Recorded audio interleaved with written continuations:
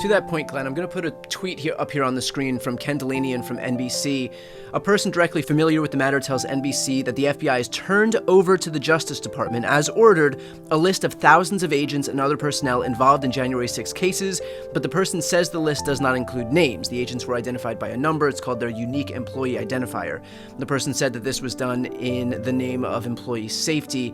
The Justice Department, of course, can match the numbers with names on the payroll, but by leaving the names off, the FBI ensures that for now, there's not a master list floating around of the names of people who worked on January 6th. So clearly, not putting these people's names on a list right now at least protects these people's identities from these extrajudicial, Trump-aligned folks in the media who would love nothing more than to just make these people the targets of everybody's ire and basically to ruin their lives. So it protects them at least for the time being. But Glenn, you and I both know that these people's identities won't be able to be protected for long from the DOJ.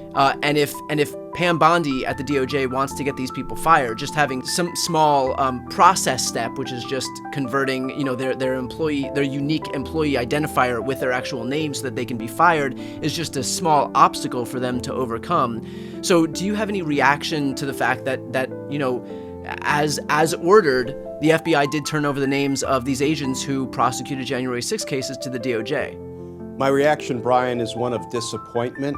I wish the FBI leadership had just said, listen, we're going to take a beat. We're going to see what happens with these two lawsuits that were just filed, seeking, among other things, a court order that the White House and the Department of Justice henchmen should not get the lists of FBI agents, whether by name or number. And the number is going to be pretty easy to decipher. Like you say, it will give them some minimal protection, but not a whole heck of a lot. Now, in fairness, I don't know the timing of Ken Delanian's reporting about precisely when the lists were given over by FBI acting leadership to the Department of Justice, and obviously it'll go right to the White House, versus when the lawsuits were filed. We know they were filed today, seeking a court order putting a stop to those lists being turned over. So I don't know the timing of it. It may be that the lists went over first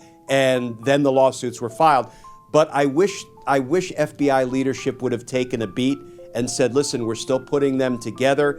But once those lawsuits were filed, I think that should have just frozen everything, maintained the status quo while the judges had a day to rule on that request for injunctive relief.